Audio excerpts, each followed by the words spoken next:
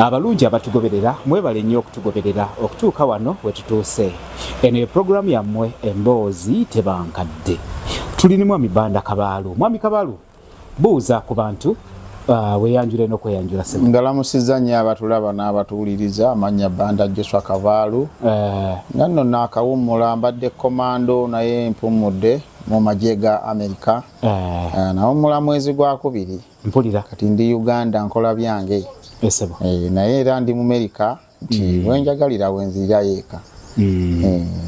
Sebo katubadde twagala kumanya obulamu mu Amerika bubeera butya? Obulamu mu Amerika era si njawulo nnyo n'obulamu e Uganda. Bwanjawulo. Bayibuli egamba nti ataakole n'okulya taakole nga ki? Bayibuli si bwe tugamba? Bwegamba. Kati gwe tokola tulabe bw'onoolya. Ne mu Amerika gye bali abantu. Amerika bagamba sente munoga nnoge. Ozinoga waawa olaba ey'omuti gwa ssente.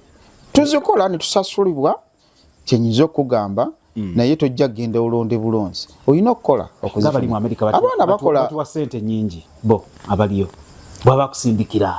Ekizibu ekiriwo nti e Uganda osobola okukola nnyo naye nga kyoyingiza tekijja mu kiki kyokola. Kituufu. Mu Amerika gy'okoma okukola ennyo gy'okoma okufuna sente nnyingi. Abaana be bali awo e Boston akola emirimu 3.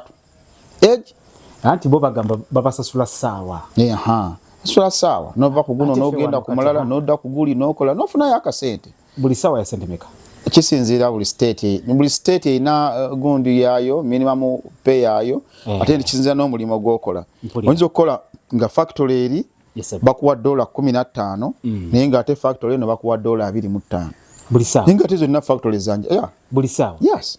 California nze mbeera Kentucky right now, my family is in Kentucky.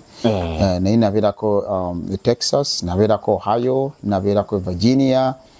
So ntambudde wano ne wali. Nabeerako St. Louis, Missouri. So ntambuddeko wano ne wali. So tolina kyonnimba ku kyokkola mu Amerika. So gy'okoma okukola buli ssaawa $15. Emirimu egimu 15, 18, 20.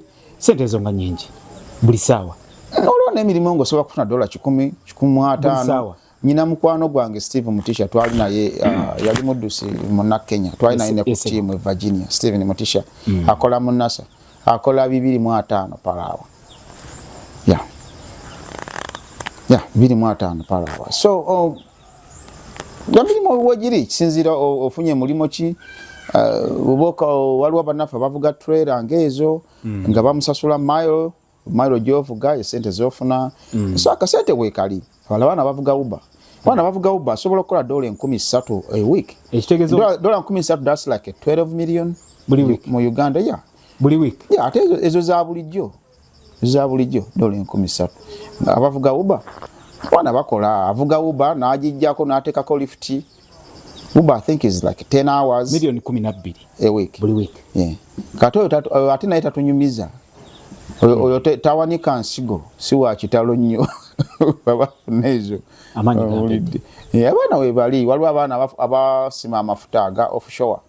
Oyingireyo Pacific Ocean eyo munda eyo ku ridge eziri mu ocean. N'akolayo wiiki 2 n'avaayo wiiki 3 n'addayo wiiki 3 n'akama wiiki 2. Lwaki omuntu agenda mu Amerika? Visa ya America is not for everybody. Anti visa.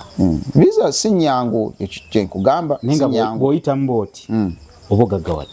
No, kubanga mu Amerika gye bali nga atuulaawo n'anywa omwenge n'atuulaawo n'adda ku TV n'alaba n'akugamba. Era nga bw'olaba e Uganda omuntu ebeera kalakita ye mulimu abantu abakoze ennyo mubiramu abatali bakozi. Kyogamba omuntu ava wano n'agenda mu Amerika n'atagaggawala. Yes. Sikiraba ekyo. Gye bali abantu ng'amazeeyo n'emyaka nga 2 naye ng'afuna ezo ng'atya n'okudda e Uganda ate ng'alina n'obutuuze naye ng'atya n'okudda e Uganda.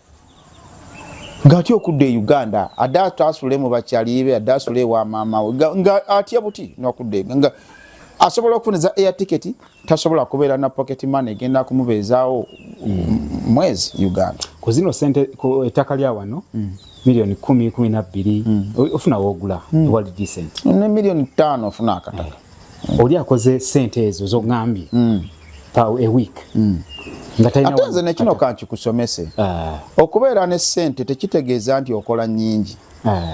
waliwo abantu ng'akola obusente butini naye nga buli kaseera abeera ne ssente akasente kakabeerawo nabeerawo akola ennyingi naye nga akasente tekabeerawo buli kaseera ate yagamba banne mpolayo $100 owaayo ompeerezaayo ebibiri nja bikuddiza ku Lwokutaano naye nga ate akola mpitirivu ene wabeerawo olinga wa bulijjo naye nga akasente ke weekali abantu ngaabo kyekitwala sente zaabwe mu America ekitwala sente zaabwe mu America ekitwala nti oli abaddeyo myaka gino ne talina kyalagawo sente bazimalirawa esente nyingi bw'ojja wano Uganda okunywa anti olira weerabidde kyenkugambye mulimu abantu nga si bakozi oli akola emirimu gye ebiri oba esatu mulimu omu nga mu wiiki akola ennaku 3 n'atuula esigadde n'atuula oli emirimu ng'okola 3 days a week that's it kati oli n'abeera nga ye akola ennaku 3 n'akomaawo obusente bwafunye agenda kusasulako renti agenda kulyako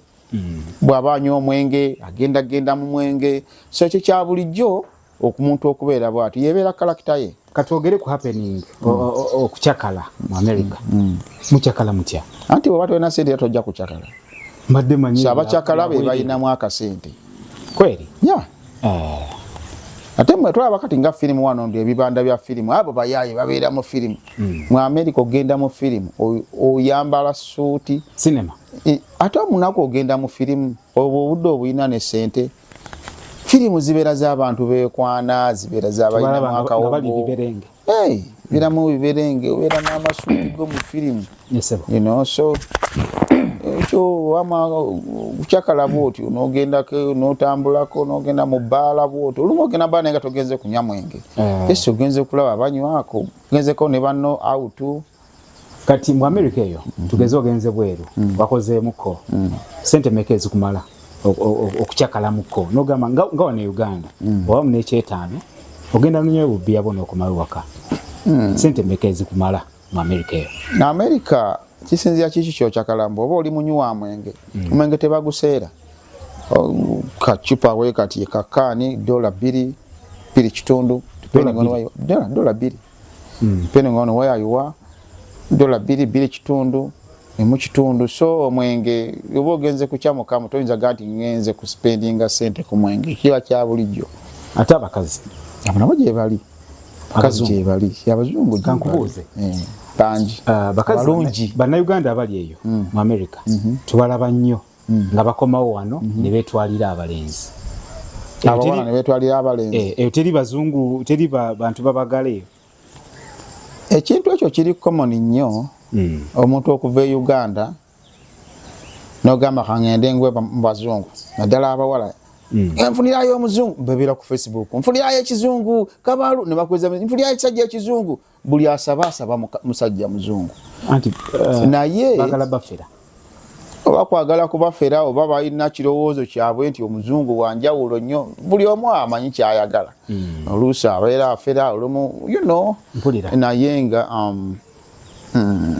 buli omu kyaba ayagadde kyagenda nakyo obulamu bunyuma nnyo mu America singa oba obupulaningidde naye ate obulamu mu America bukukaluubirira nnyo bw'obanga kasse muju ng'amagezi matono mu America eyo teri ali bubi abali obubiba America I think number 1 or number 2 ku nsi ezisinga abantu ba homeless abanaku gye bali bayitirivu nnyo ngaffe wane waffe maama nnyabo bayitirivu nnyo n'okusinga abali e Uganda wano gende California abantu basula ku bridge enguudo zino ezaagulu basula awo wansi abazungu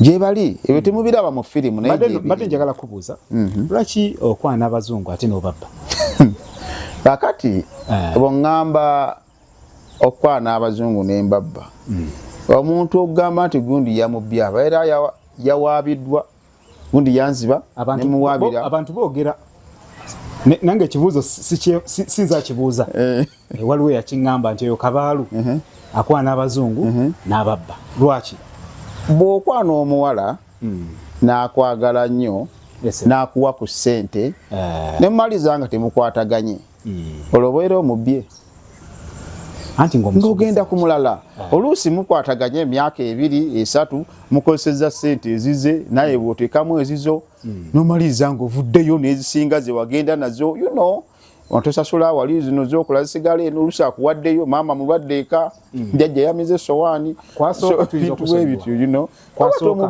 kwasooka tuyinza okusonyiwa naye wokubiri n'owokusatu lwaki anti omuzungu bw'atuuka nga feelings zikendedde talimba abazungu mu relationship they don't lie bw'aba awuliranga omutima tegukyajja mukomaawo agambirawo nti kiganye kakati wongambidde nti nkwana abawala abazungu nembabba ompayiriza kubanga sina musango gwe baali bampaabidde nti yali comment nti it was a comment not all comments are correct naye yali comment nagiraba sebo naye sina gwe nabba nina abampaddeko ku ssente bakuwayiriza bampayiriza sina gwe nali nzibye naye nyina abampaddeko ku ssente oba bebo bannanga oli bagamba ennogu manyi bannayuganda ennogu mpitirivu balinga kasemuju naye buli lwofuna ekirungi ab'ennogu bangi okusinga abakusanyukirako so kati abo abawoza nabba nziba abawala abazungu nawe kwana Uganda abawala webaliwo nawe genda bakwana obabbe Uganda abawala abazungu Uganda banaku tobabba ati abawala abazungu bajja wano e Uganda tolaba abawala abazungu genda bakwano naawe bbe abajjeno sibe bali twagala sibe bali era bali be bajja twagala bali naye bobba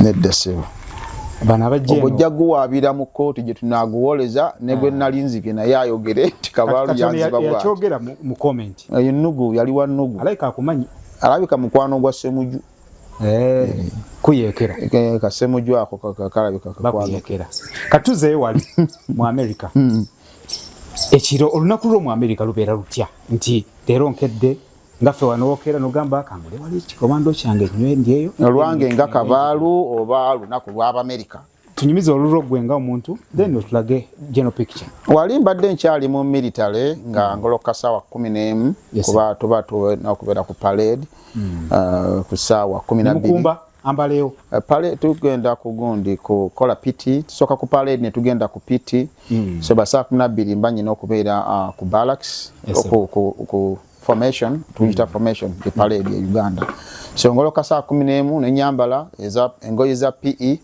we call it PT Uganda ya PE depending on the weather weba summer tugendera mu shorts weba winter tubeera mu full winter or half full you know what depending on the weather then tuva kopiti kumacha ne batuwawa I think it's like 2 hours kuba tukoma ku sawa 3 ku parade so netutwala olunaku ugenda mu training ne tugenda tukola olusi tugenze mu motor pool tanka balina ebintu ebya bataddemu balina okubitusomesa olusi tukola exercises ezo mu motoka munda exercise the tanks so netufuna lunch ku sawa mukaaga I think mukaaga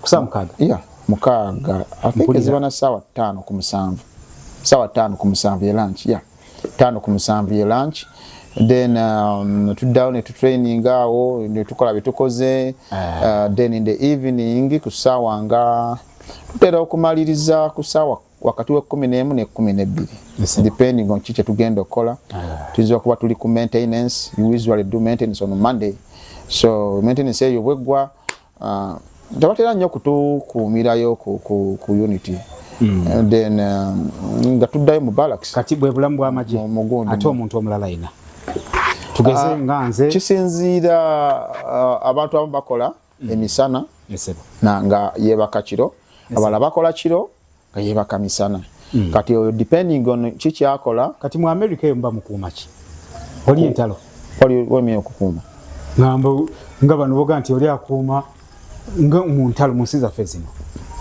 omujaso ina kubeera ready anytime nga weba kotya tuba n'ebyokola bingi we practice every day ufuna obukodyo obupyane baleeta ne babayigiriza obukodyo obupyane bangena mu kirasi ne musoma mu computers we always have classes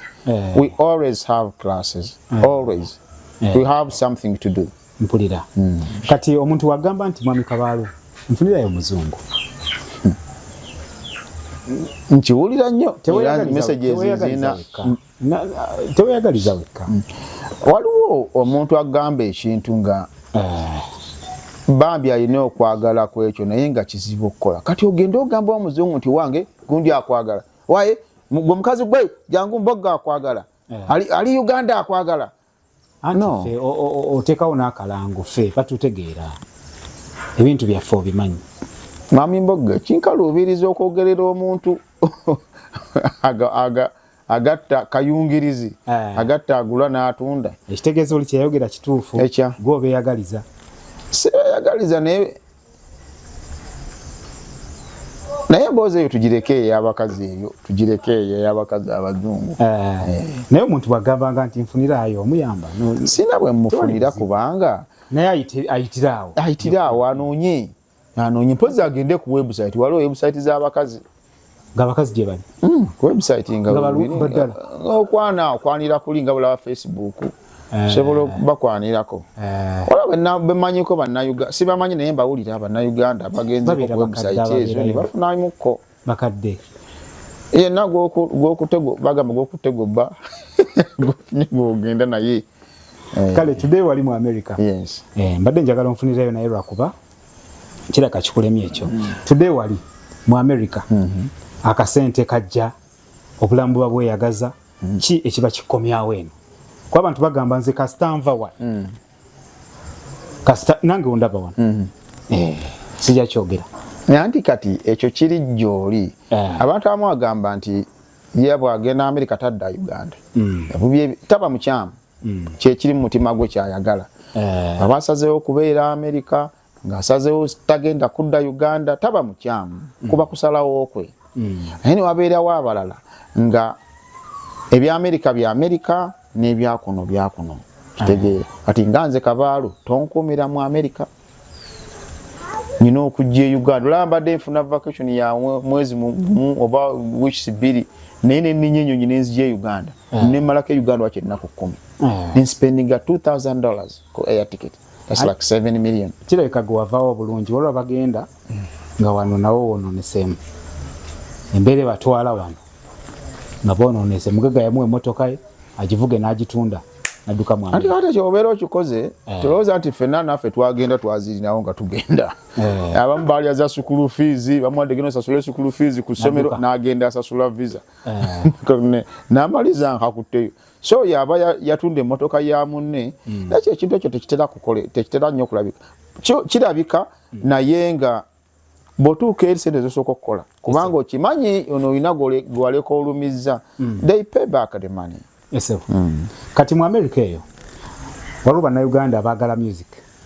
Music wa bannayuganda atuuka. Sitera nnyo okubeera mu community ez'abannayuganda so siyinza kugamba nti naye nga gwe gy'obeera tugezese bannayuganda si community eyo naye nga owulirako music wa wano oba wa Africa oba wonna yenna okuggyako ng'omweplayingidde ku YouTube. Mbadde ngamba mu club tugeze ogenzeko mu club bakuba nnyimba zaabwe oba owulirawo n'ezaffe wano. Waliwo kirabu awo kirabu katono k'abakongo bwe basingawo bakuba ennyimba zaabwe ne bateekamu eza Kamiliyoni ne bateekamu eza Kyagulanyi batabulamu butabuzi ku zaabwe. Naye nga mu America ekibuuzo kyange kibadde nti we mbadde nkuleeta simanyi bona okiddamu naye muyimbi ki wano e Uganda bw'ogamba nti mu America tebanayitawo naye awaguza muziko osobola omuwulirako. Sijja kulimba sinawo music simugenda nnyo. Music kankugambe bwe nti music oyo siri nnyo muntu wa muziki siri nnyo muntu wa ndongo osinza kugendawo nnyo sitegeerawo nnyo. Kati ate wengenda okutwalira ddala muyimbi ki gweyagala gwe ng'omuntu? Okay, omuyimbi gwe nali njagala bamwonoona abantu bano njagala obaawule Kyagulanyi ne Bobi Wine. Abantu abo bali babiri Kyagulanyi ne Bobi Wine. Nze nali nyumirwa nnyo Bobi Wine music we si Kyagulanyi. Kyagulanyi oyo wa politics ng'amaze kwambala amasuuti. Kyagulanyi oli eyasooka oli yali asinga okunyumira. Bwejjanga mu America okubayo muziki wagendanga? Sirinyangako ku concert n'emu kakyanga mbeerawo obulamu bwange. tolaba nko muyimbi gayimba sirabanga ko muyimbi n'amazo nti buli ku stage ali mu kuyimba olaba ne Evelyn Lagu ye nakabira Evelyn yali mwana wa anti wange mama we yadda ku taata wange sali nyako ku concert ya Evelyn Lagu bambi yafa sali nyako awo mulembe Evelyn Lagu so music yo simugenda nnyo iringanga emizanye simanyi emipiira simanyi wowe simanyi yani Arsenal wowe agukubye wowe kati gobera otya obulambo obera otya ndaba nnyo omuzanyo gw'emisinde bibowa emisinde kintu ekisinga okunyumira ku nsi emisinde ku TV bwe mpozi waliwo ne program nga 48 hours police investigation ezo nziraba nnyo ezo nazo zinyumira CSI ancient aliens nazo nzaagala nnyo ne mpozi ne firimu entonotono eza military eza combat amagesi ge gakonoona gateganyonona lwaki ndaba byonyumya bibowa byogamba byenjagala bibowa nati kisinzira gwe kudduka nange naliko omuddusi ssebo naliko ne mu ttiimu y'eggwanga wangamba naliko mu ttiimu y'eggwanga emisinde ginyumira saali wa kitalo nnyo naye nali nkola ekintu ekinyumira okukola ate kano nananyamba n'ebiranga ka talenti kaalimu akamala tekaali ka kitalo nnyo naye nga kampisaawo kankubuuze lwaki ababeera mu America temuyigiriza abaana bammwe Luganda nze kabaalu ewange nina abaana abo actually n'amanya mugabajjako nina abaana bana omwana ayogera oluzungu ewange wa kabaalu wali Bowling Green Kentucky ayogera oluzungu ewaka yayoze sowan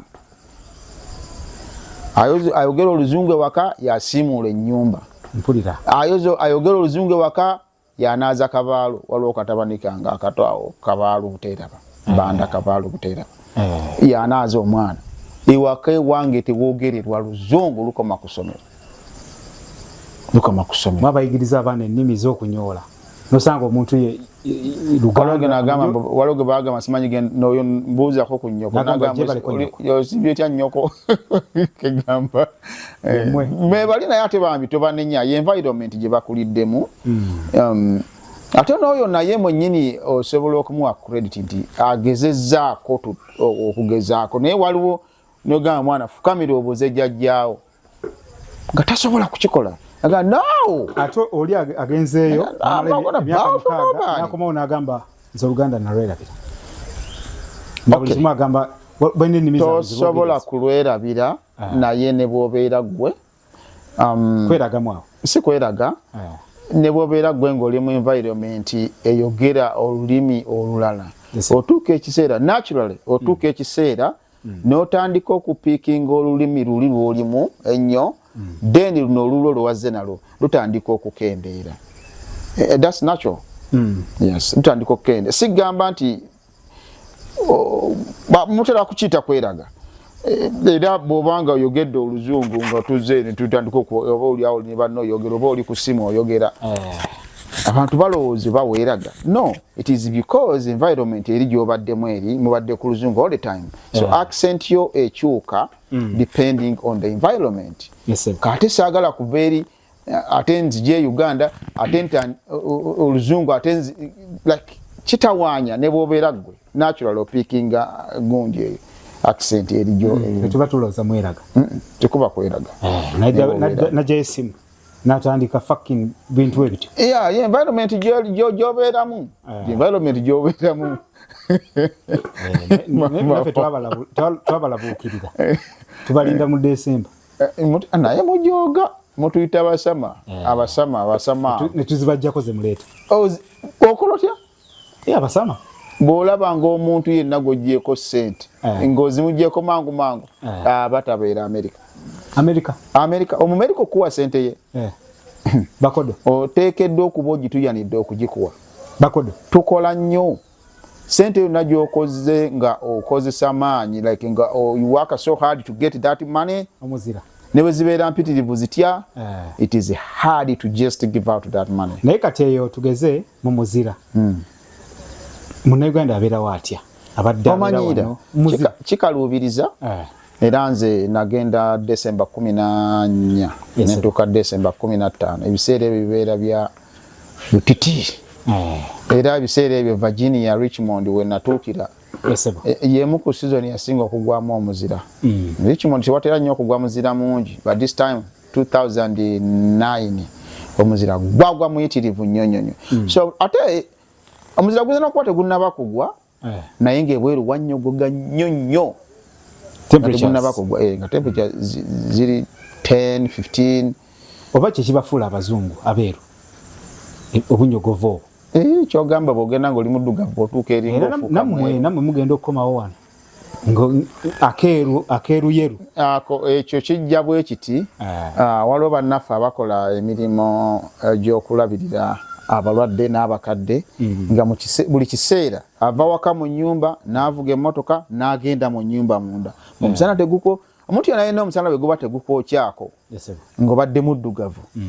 You are going to lose that. It's called pigmentation, I think. Melanin. So melanin. So you are going to lose that melanin, that pigmentation. The texture of the skin is going to lose a little bit. You're going to lose that color. It's not because into jakufuka omuzungu, but you lose that melanin. Is it melanin? Ku mulimu gw'okulabirira abakadde gwe gusingayo okuba ogulabika. No, kisinzira what sex you are. Abakyala batono nnyo b'osobola okugamba nti genda ovuga trailer. Bazivuga gye bali abazivuga, n'abakazi bannayuganda gye bali abazivuga trailer, naye nga si kyekintu ekyangu omukyalo mugamba genda ovuga trailer. So abasajja bakola emirimu kuvuga uba trailer, kukola mu factory abasajja, naye abakyala bagenda nnyo mu kukola mu malwaliro bwe batyo. Emirimu egitandikirwa sinza kugamba nti emyangu naye emirimu omuntu egisobola okumwanguyira okukola. Let me put it that way. Nakola mu factory. Lwaki bannayuganda bagenda mu America batwerabira? Bannayuganda muli babi nnyo. N'akantu mulimu akatima ka ssemuju bannayuganda. Mulimu akatima ka ssemuju nti omuntu asobola okuba nga oli yakagenda mu America n'akwata akasente ke agamba ngulizaayo poloti $5,000,000. N'ogenda oleeta poloti nga eri 2 ku 15. Namugamba n'agiguze naye nga poloti gye baguze si poloti. Owulidde bakusaliddeko kawugiro. So oli n'afiirwa ssente ze nnyingi nnyo. Nze nnyina ennyumba gye nasooka okuzimba awo Kawuku nga wakava okira Kawuku odde n'ebwerenga. Awo waliwo ennyumba gye nasooka okuzimba naweereza ssente asajja bali. Ennyumba eri baagizimba mu ekiwaanyi we kiri ne wano ng'amazzi gayiika mu kkubo. Najja ne ngamba I can't stay here. The house was there naye nga terina lujja. Like I lost money. I couldn't stay there. Yana enjiryamu waweereza awo kyakola kyezaali zisobola okukola. No. Sibwe nzo nsubira ngamba nti kabalu nzo gula 2 ku 2. No, I can't do that naye. So bannayuganda balina engeri gye bakuyisaamu bw'oba oli bweru. Ng'oli bano bali Uganda balowooza bali entitled to your money. Jajja bwafa budde bwalwala omuntu bwagenda mu America alina okubbulula ekika. Bw'aba alina omutima ogubbulula, bw'aba talina mutima gubbulula ng'alinamu akatima akassemuju naye bw'abeera yatondebwa bw'atyo. America eyo sente zibaayo zibaayo naye ziba z'oli azikola tolinaako naye 10 era oli bw'aba akuyambye n'akuwaako siima busiimi. Bwe mba mugenda okwabya olumbe n'agamba bannange nguze akakutiya k'omuceere kiro 10 musiimeeka bw'aba kaasobodde bw'aba kaayagadde. Lwaki temuli entitled ku ssente ze? Uli mean ali mu America. Ng'okimanyi ti mu America waliyo abantu nga baleka business e Uganda naye ng'ali mu America eri akola naye n'atumya ne ssente mu business gye yaleka e Uganda. Naga mpezaayo $2,000 genda ku Western Union ompeerezayo $2,000 ne baziweereza ng'oli ali mu America ne baziweereza from Uganda. Owulidde. So it's not like nti wankinyonyola ntya America teringa okugitegeera ng'omaze gituukamu. America yanjawulo so wakola n'omukazi ewaka akola mulimo gwa misana gwokola gwa kiro nga temwera mukazi wo yes nyina ogwe manyawo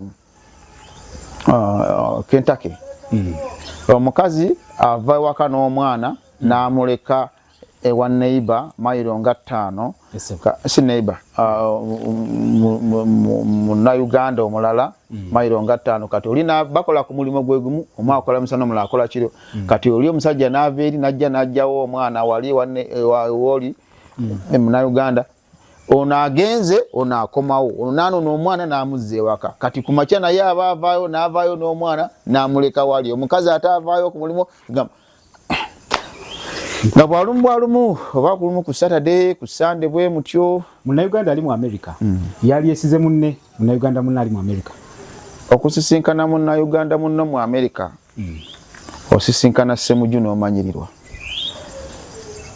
okusisinkana Munnayuganda munno mu America osisinkana mu Waakirika Ssemujju n'omanyirirwa nze sibeera mu community z'Abannayuganda oyina omutima mubi okay that's fine if I'm protected Munnayuganda munno bwomanyi kyayinza okukolerawo mwogera mu ku Luganda ebizibu ebisinga Bannayuganda byebafunye mu America tebabifunye ku bazungu tebabifunye ku Bannakenya tebabifunye ku Banyarwanda tebabifunye ku Congo si ku Sudani babifunye ku Bannayuganda bannaabwe mu America gyokoma okwesembereza omanyi lwaki bagamba empalana eri nnyo Boston it is because Boston ye center y'Abannayuganda empalana eddogo eddogo liri Boston yawo sibeerangako Boston eddogo nti Munnayuganda aluga munne Boston wali gyosanga wali edduuka balita batya otuuka mu dduuka wali gwe nga buli kyolowooze gwe bayinza okutuma obugolo gwe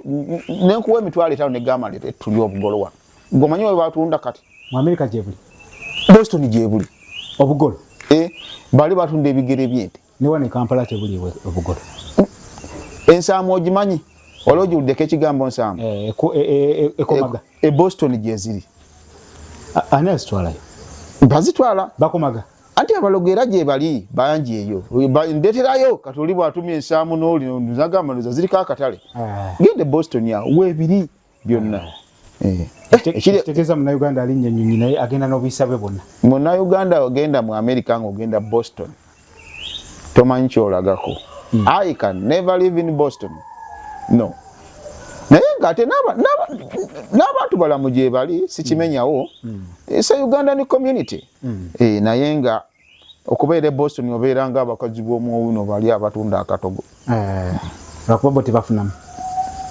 bafunamu ekibamala ne Boston bafuna nnyo lwensuubira gundi toliimu engeri ennugunugumu katono ekyo ng'okyesibyeko nnyo bafuna ali sinzira bw'okola America mufuna kisinzira kyokola kakati nze ndi musajja mbadde musajja mujaasi Uganda tewaliiwo magye gwe nga togayingira temuli sente tolaba kakati ne mu America mu America waliyo abantu nga toyinza kuyisa kigambo kyo mukamwa nti yingira amagye nagamba amagye nfuneyo ki nga Munnayuganda ng'afuna sente golooza na Uganda tuli bangi abali mu magye tubatono nnyo batono nnyo TikTok okwo bambadde uniform bazina nembuuza bano bakola ddi ojja babuuza bono bayita ku interview tontankulira ntalo funye gwe lwaki mbuuza tontankulira ntalo ojja babuuza bakola bayinza okukwata amataayi awanga ekiwala kikuvuma ekyo tokizanyirako muwala kigogamba gwe omutegedde awo tuveewo tontankulira kiwala ekyo nze sinayogera ku muwala naye nga mu America eyo kyemanyi mufuna naye kirungi nti mukomyawoko wano kati bwentuuse wano ndabye ekigenda maaso nange neneyagaza okutuukako eyo ojja ddi era okudaala no mbuuziza bubuuza kubanga leka nkubuulire ffenna okufuna visa ya America ogezaako bugeza atagezezzaako tafuna baŋŋamba olina oteekayo $5,000,000 sente tezina kyekitegeeza ku visa ya America nze nyina mwala gwe mmanyi yagenda ku embassy nga ayina 1.7 billion wamuŋŋamba ne bamumma visa naye ng'ogenda ku embassy wali nga oba yali azikukusa. I don't know, but zaali mu mannya ge zaali zize naye ne bamumma visa naye ng'osobola okugendayo wali ne $10,000 $20,000 bank statement yo ne bakuwa oluusi ne batagikubuuza nagikubuuza you know. So ekintu kya ssente sirowooza nti it is a factor naye ebibuuzo bizzeemu otya ate ne visa ziriwo kubanga buli nsi kati nga bolaba for example ti Uganda bayinza okutuwa mu mwaka ne batuwa tourist visa zetulina okutuwa ba tourist abalina okugenda mu America let's say 1,000 naye nga za mwaka gwonna mulamba singa ogenda ku interview nga ku visa 1,000 omwezi gwa 8 wasigaddeyo visa 5 omukisa gwo gw'okuwa visa gubeera mutono nnyo. Lwaki muna Uganda applying for a visa ogenda mu America bamugamba lindamu mwaka mulamba alinda apply ne bagamba lindako sekiwulirangako waliwo gwe nawulira yagamba simanyi na apply nze ne bagenda kunziramu gwa 7 visa za mirundi ebiri waliwo gye bayita immigrant visa ne non-immigrant visa. Immigrant visa yeyo nga ova eno family yo yekuyise like olw'omusajja oyise mukyalawo oba wazaala abaana e Uganda otwala abaana bo oba oyita maama wo kujja mu America ng'oli eri oli mutuuze oyita omuntu ng'ajjira ku status yo kyanguwamu ekyo ndowooza abo b'ogamba abalwisa kuba ezo visa ziggwawo ne bagamba visas is not available. Visas are not available. Era ne ku website yaabwe bagamba bajja kukuwa appointment depending on the availability of the visas. Mpulira. Ndowooza ekyo oyo gwe ogamba visa kyeyanguwa process kyeyanguwa ogamba nti nsabye leero kigenda kwanguwa. Tewali visa eyanguwa okujjako ebiseera bino visa appointment ziri available. Bw'osaba visa oteka application olwaleero it is likely nti you have an interview next week kubanga bifo kwebiri naye mabegako eri nga taata wange Trump tannaba kuleega bintu nga visa mwaka mulamba ahead ng'ebifo byonna babiwamba dda appointment nga tekuli you know.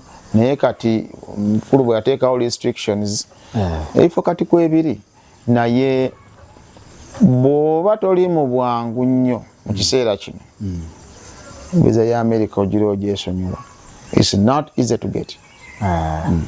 Ekitegeeza tebakubbira okwo abagezi b'ekibuga obamanyi leeta ssente nkufunira segana muntu atakola ku embassy oginfunira otya osobola okumpa amagezi nonzijulizaako application yes leeta ssente nkuwe visa akola ku embassy alyoka naye bagambe bakolereyo ansiziina naye naalibadde ntwalayo tolaba so don't be fooled nebamanyi ba agency American embassy terina agent n'omu no wegenderayo mpozi abo bayinza okuba bakuyambako kubanga ebintu ebimu si byangu application eyo olina okubanga ogikozeko practice abasobola okuyamba but they are not kati muna Uganda akulaba kati mubuulire bw'ogenda osaba visa biki bye babuuza questions ziba za njawulo okusinziira ku kiki ky'ogenda okukola nga bbiri gwe ze bakubuuza kale tontwala waawo era byotadde mu kankugambe nti ebintu byotadde mu application yo eya visa bye bibuuzo byennyini bye bakubuuza naye munnange kikwewuunyisa abantu abasinga be bamma visa bagwa bibuuzo byennyini bye bateeka mu application balimba. Waliwo omuwala gwe mumanyi bamuyita Nakalembe oyo Mitiyana yali agenda USA bamubuuza olagawa n'abagamba UK ng'ali ku embassy ya America. Where are you going? I'm going to UK. Ali ku embassy ya America. Kati oyo very simple question, very simple answer, but she failed. Why? Because she gave a stupid answer. Oba yali atidde abazungu batiisa ndowooza ebyo byonna bibeerawo bisobola okukumisa visa naye kati omuntu bw'akumma visa for that oyinza okugamba nti akoze byo okunyima naye nabo tubamma visa nga bajjemu. I don't know. I think it depending on chichajja okukola, depending on Uganda sebo togizanyirako olina okusaba visa. So bw'oba osaba approval letter balina right okukuma. Balina right okukugana. Ati ngamba okujja Uganda nakyo kizibu nga ffe okugenda ewaabwe. Si kizibu nnyo. Si kyangu nti ngenda kubanga luli wakwatanga bukwasi passport yo ng'olinya nyonyi otuuka Ntebe nga bakuteramu visa ya Uganda ng'ogenda. Naye kati olina kusooka kujja applyinga ne bakuwa approval letter. Yes, ne bakuwa approval letter. N'olyoka ojja ne bakuteeramu visa wano ko airport. Meka nkubuuze abakazi abo abazungu mu America bagamba baagala nnyo abaddugavu. Osese tonziza mu bintu ebyo olina akaseko kosese kireka ebyo kyandibanga kito tonziza mu bintu ebyo lwaki olowooza kiri bwe kiti? I think naturally abaddugavu we are strong people. Since agamba nti bakazi bokka bagamba nti abagala nnyo abaddugavu, but I think they like the strength of a man, an African man. Tobola ne ku mirimu mu factory ng'eyo baagala nnyo omuntu avudde mu Africa. Era bw'osaba omuzungu bw'osaba omulimu n'abazungu nga 3-5 nga ova mu Africa nga background yo nnungi gwe baguwa ava mu Africa. Yes, because bamanyi strong. Kisinzira mulimo ki ya factory ng'eyo kukolanga muddu kolanga muddu bagala akolanga omuddu ye mufiri oteekamu omuddu awo oba okizizzaayo ngamba enjogera like okukolanga omuddu okulyanga omwami nti omuddugavu asobola okukola so obuddugavu omu America no kankugambe bwe nti abasoga balina olugero olugamba mbu akayidde obunaku kemana akajja obunaku abasoga balugera bwabwe akayidde obunaku kemana kakati nze naffe kutukola nti akajja obunaku akola ki kemanya.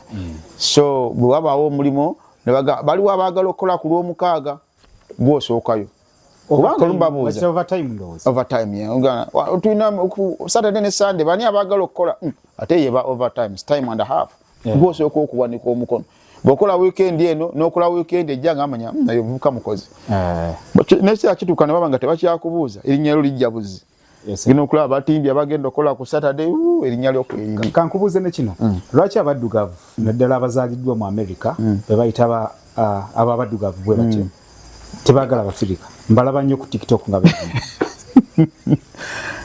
tulina enjawulo nnene ate n'abazungu era nabo batwawulamu nnyo. Abaddugavu abamu America abazaalibwa betwalise ba I think Black Americans oba African Americans naye tebaagala nnyo kubayita African Americans, baagala bayita America, at least Americans oba Black Americans. Bangi tebaagala kulyako kigambo African American. Naye ekintu ekyo I think twetaagawo ekigambo ekisobola kidiscriminating omuntu okumuyita African American nga is American. Kitegedde I don't know. Naye I think wetaagawo ekigambo ekirala. Naye balina empisa ezaabwe depending on environment gye baakuliramu. N'abazungu balina enkola eyaabwe depending on environment nabo gye balimu, society gye balimu. Kakati naffe abavudde ne Uganda tujja ne culture eyaffe depending on wa gye twakulira. Kakati bali abaddugavu bali abasinga obungi balina obusungu obwettumbiizi. Kitegeera. So bw'ayumba n'omuzungu eddakiika emu nga bw'atabukira ekitali kufa abava mu Africa mukamaawo bw'ajja n'akugamba mwina obukakamu patience eyo let's say that mukamaawo bw'ajja n'agamba Kabalu, I need to clean this, do this. No, do this wrong, do this like that. From America, go, you wanna do it? You wanna do it? I'm going home. I'm done, man. You can fuck with me. Yo, you told me some shit yesterday, but I'm going home. Yo, nga kitambula kigenda. Bakigambye kutereezaamu kigenda kigenda. Abagambye mbu abikoye. Tugambe kale bwe tutyo. Naye bakugambako wano wange kibirige kiki terezaamu wano you know yojjaako wano wookolera bwemala okukola muddayo bakakwata olweyo oyingyeko wano wansi olina okukwatirawo olweyo n'okola ki n'olongoosa so abazungu oba abatuwa emirimu batwagala because tuli bakkakkamu so enjawulo ero ate bali abaddugavu abazaalibwayo bwe batulaba nga abazungu batwagala batandika okufunamu samu envy oba kitegeddemu abaddugavu mu America nansonyiwo kaleeta kano mbalaba nnyo ku TikTok nga beevuma omuddugavu mu America agamba nze si mu Africa siva mu Africa nze ndi mu America naye ng'omulaba skin eringa eyange muddugavu ayinza okuba ajajjawo alina ensimu ava wano tayagala kumuyita mu Africa n'ekirala ayagala kumutwalira ku ssali erimu ng'omuzungu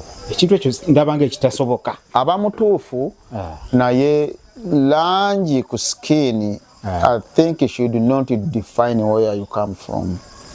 I don't think so. Wakati kankuwa example nina mutabani wange Buteera Babanda namuzaalira America ba certificate ye ya America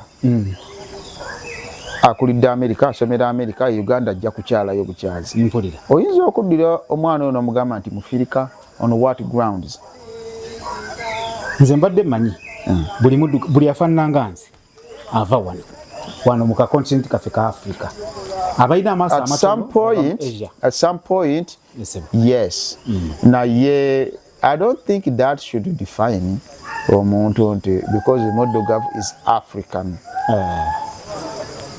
oba tumanyi oba ontegedde nkutegeera point yo njiraba lwakuba nange nyina yange kijaba kizibunze okukkiriza omupiira guno ogambe togoberera walabako timu ya France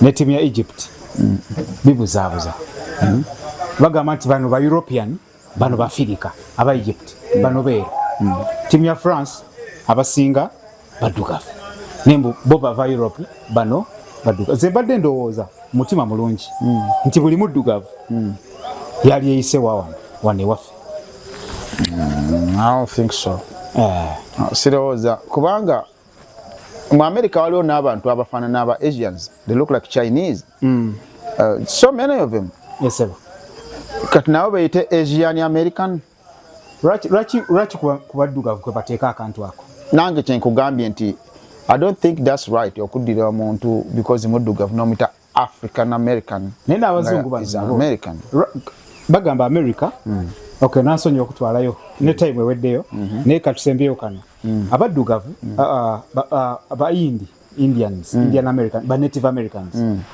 lwaki tebayita ba Americans ne bateekako Native Americans lwaki oyongerako Native ate nga bali mu America that is a status Native kitegeeza nannyini nansangwa bwaba nannyini lwaki tomuyita mu America lwaki oyongerako Native ate nga abazungu bo European Americans bayita American lwaki bano bo bayongerako akantu okimanyi ku baddugavu ko bayongera Black American Native American Chinese American bano bo ne ba Irish Americans tebabayita nti babayita Americans naye ekyo nkitwala nti Native American it is a status era nabo bennyini they are so proud kubanga native is Native American it's a status nayogerako n'omu yangamba nti ye tayagala muyita ayagala muyita kikaache ekika nkyerabidde babayita ba Navajo bayina ebika byabwe yangamba ekikaache nangamba nze n'okumpita Omumerika kinyiiza njagala ompite kika kyange so mwami Banda Kabaalu tetugenda sukka wano obudde bwebwo ne tweyanziza nnyo obudde bw'otuwadde sibuza abantu akagambo kamu oba bubiri abakulabye bannange mwebale nnyo abatugoberedde okuva gye twatandikidde kutuuka wano wetumaliriza temuva ng'okwo era mujja kulaba vidiyo ziwerako ozisinga ku eno kwe mutali tetuliiwo naye ate naffe mutwetaaga bwe muba mulengerera wala zibu naffe mutwetaaga kale bambi mwebale tugoberera walabe video yaffe wetwatandikidde paka wano wetutuuse mutunoonyangako ku TikTok ku Facebook, ku YouTube tubeerangako batuyita emboozi tebankadde era ye programu emboozi tebankadde.